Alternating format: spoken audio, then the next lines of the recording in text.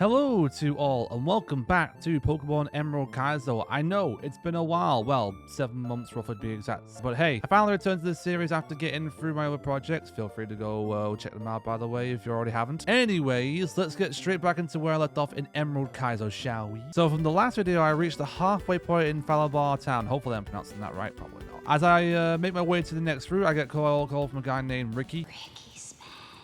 I picked up some berries and encountered another trainer who appears to really need to go to the bathroom really badly. But it turns out it's a double battle, which in Emerald Kaizo is a very challenging thing. I mean, it's Emerald Kaizo, for Pete's sake. This wasn't too bad though. Mainly a bunch of fighting types which Batra took care of completely. I had to also deal with a Skarmory, a Quagsire, and a Miltank, which still gave me flashbacks to this day. After healing from the kind old lady, I finally entered Route 13, only to encounter another double battle. Emerald Kaizo just wanted to suffer, doesn't it?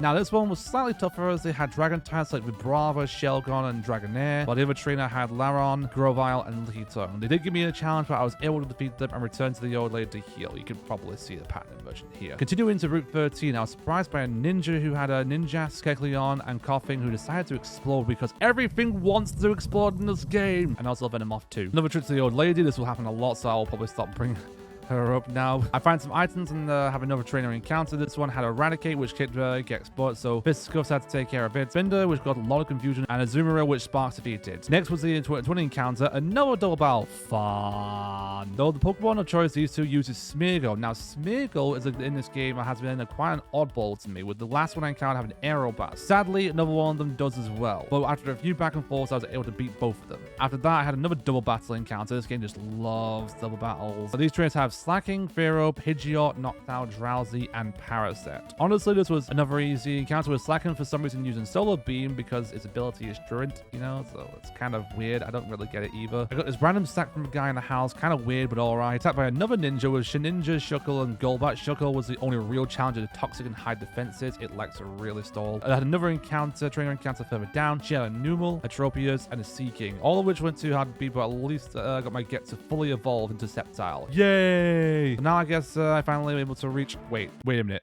What's that? Oh, it's Red. Let's make one last stop to the lady's house first. Okay, so the last time I encountered Red was outside Rustboro City. It was quite a while ago. I don't know which episode it was. His Pokemon team has leveled up big time. He basically has his entire team from Pokemon Gold, Silver, and Crystal. He first starts off obviously with Pikachu because, you know, it's his favorite Pokemon. I lead off with Fisticuffs and get a fake out to cause flinching before I change to Nom, who managed to tank the Volt Tackle. Very nice. I go for enough power, but Pikachu is faster and has Surf, because of course it does. Luckily, Nom was able to survive with 1 HP and defeats Pikachu. Next up is Venusaur. I switched to Batra and one-shot it with Aerial Ace. Very nice. Next up was Espeon, which means I need to take a Dark type out, and Jaws is the only one that fits that bill. Unfortunately, it also has Signal Beam, but Jaws managed to just about survive, get a crunch on it. Espeon, however, is tanky enough to survive, so I decided to switch to Batra, tank the Signal Beam, and hit back with Bite.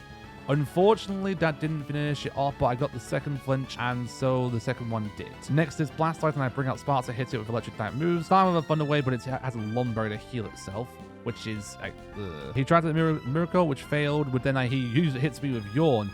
And in Emerald Kaizo, Yawn instantly puts you to sleep. Yeah. So I changed again, which did some good damage match to the lead, but he also got hit by Yawn too. Once again, I changed Fisticuffs. However, Ice Beam decided to freeze it. I'm the worst luck here. Luckily, I kept using Miracle until Fisticuffs defrosted, and Force Palm finished it off. Next up is Charizard, and I tried to use Jaw's Ancient Power, but Charizard was faster and got the knockout. When I brought out Batra outspeed, hit it with Confusion, but unfortunately, another Lumberry pops up on it. Confuse Ray again and hit itself in Confusion. Luck is on my side here for once. Hit it with a Sludge Bomb to cause poisoning too. Sadly, Charizard unfortunately did manage to land a Flamethrower and knocked out Batra, but since it was weaker Centaur, Fisticuffs to fake it out, and toxic damage did the rest. The last Pokemon out is Snorlax, a thick one. Since this was slow, I sent out Nom to get some damage. Body Slam didn't get the process though, so it went down pretty quickly. Fisticuffs came back out, and I used Fake Out for flinching, then I used Cross Shot, which unfortunately missed, and he used freaking Curse to increase stats. So I changed to Force Palm, which got some decent damage, and decided to try my luck with Cross Shot again, and it finally hit, taking down this last Pokemon, which means Pokemon Trainer Red is defeated for the second time. Woo! Yay, did it! I can now finally reach Falabar Town and continue my journey. I supply up and head to Meteor Falls to see what Team Magma Grunts are up to.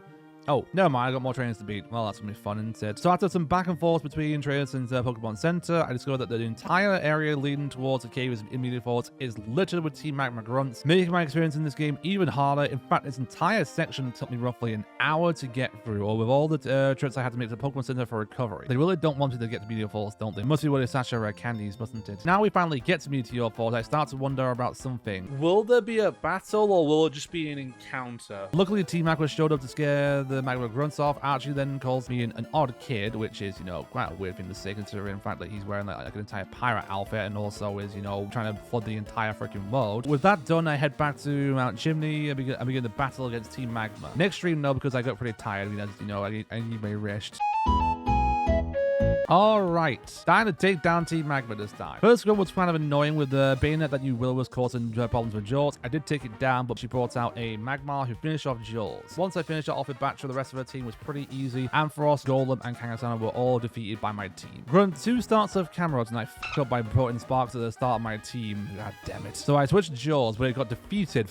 So I sent a physical to finish it off, and I did the same to his Ramble, but suffered a bit too much damage. So for Shiftry, I switched back to Batra, which defeated it with 2 aerial aces. Yay! Artillery was pretty easy with Sparks, and Gengar was pretty easy to defeat with Batra, who took care of aerial aces and Confuse Rays. The final grunt before Maxie was actually the admin of the group, well, cult, with 6 Pokemon. So this is going to be fun, isn't it? Yes, this is going to be fun time. He starts off with a Dodrio, which is lucky for me because I got Sparks up in front. Also, I fought until the double edge that he uses gets a freaking goddamn crit, taking out my Sparks. Great. I brought Nom out to finish off with Ice Beam. Next up is Flygon. I keep Nom out hoping to land another Ice Beam again. It used Giga Drain, but Nom, being a freaking tank, lived and hit back with one shot in the Flygon with Ice Beam. Thank you, Nom, you beautiful swine. Next was Manectric. Now I wished I could keep Nom out, but HP is not been so great, so I brought out Fisticuffs, defeating it with a combo of Fake Out and Force Bomb. Next up is Arcanine, which I sent out Jaws to outspeed and hit it with Water Pulse, but it has Wild Charge, so so that ended that fast. At least a recall from the move helped Batra finish it off. Next up was Aggronite. I sent out Fisticuffs, risking that low HP from previous battles. Force Bomb didn't quite finish it off, despite having quad affected, by the way. But Flash Cannon didn't finish off Fisticuffs either, so the next one defeated Aggronite. Last Pokemon is Weezing, a challenge since I don't have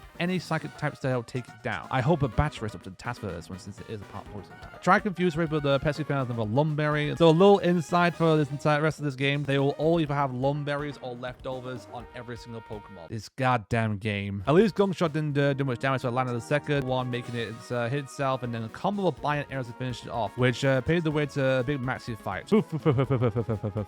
Yes, I know you are the villain, Maxi. You don't have to make it all obvious. Let's kick things off with Maxi fight. He has a Registeel, a goddamn legendary on this man. Jesus. Well, at least I put Fisticuffs up front. Force Bomb deals decent damage and gets it to use the Lumberry thanks to Paralysis. It struck back, however, a Thunder Wave. I get Rock Smash to take more health away, but Registeel's Earthquake didn't do too much damage. So as a last resort, it exploded. Taking out Fisticuffs with it. What a... He sends out an Alakazam, which is bad for me since I sent out Batra. I get out to land a Confused Ray, but you're curious to guess what happens next when I use the stats with my Pokemon in this game. Lumberry! Batra was taken out, unfortunately, by Psychic. I tried Jaws to help it outspeed, but Alakazam was faster and used Thunder Punch to one-shot Jaws. This isn't looking great, is it? I bring out Gek while it does have Ice Punch. It doesn't quite finish. Also, I landed Crush Core and a quick attack. Sadly, it survived on 1 HP, and Gek also went down. Farts was finally able to take it down, not without taking some damage from Psychic. He sends out a Claydol, so I use Nom to get some Ice Beam. Unfortunately, Claydol is able to tank them, which leads to Nom demise. I then decided to take this as a sign to reset and begin attempt 2 on Maxi. This time around, though, I gave Fisticuffs a Cherry Berry to remove the paralysis from Thunder Wave, and thanks to a lucky crit, I was able to make it past the Registeel without losing Fisticuffs. Side note, by the way, this is actually my 3rd attempt on the boss, as I didn't get so lucky on the 2nd attempt either. With this hurdle passed, I was able to make quick work with Claydol. Alakazam still managed to be a pain, though. I took multiple Pokemon to take it down. Next up was Dust Noir. I managed to do damage on it with Jaws, but it took it out with Shadow Ball. Fisticuffs brought it to low HP, but Dusclops was able to sleep it off. Shadow Punch is super effective, though, so free while it was asleep took it down. Crobat is up next, so I send out Sparks. Since it's faster, Poison Fang hits and poisons Sparks. Shockwave didn't even do half its health. Fast Divine low HP from the next attack and took out Crobat with a Thunder Punch. Yay! One more to go, and that's a Houndoom. And I've got a full HP Fire type for my team. Yay. Fisticuffs comes out and tanks Overheat thanks to its Thick Fat ability. Overheat does recoil instead of lowering stats in Emerald Castle, so Force Palm takes it to low HP, but then he uses Overheat again, and the recoil takes out Houndoom getting me the win. And I finally managed to beat Maxi. The AI decided to do an upsie there as well, which is, you know, kind of strange. Maxi is defeated and I stopped him from exploding the volcano. Also, here's Archie, who looks like he's about to get ready to fight me against me. I tell him to your right with me just in case Max tries to come back. You ain't blowing up this freaking volcano, mate.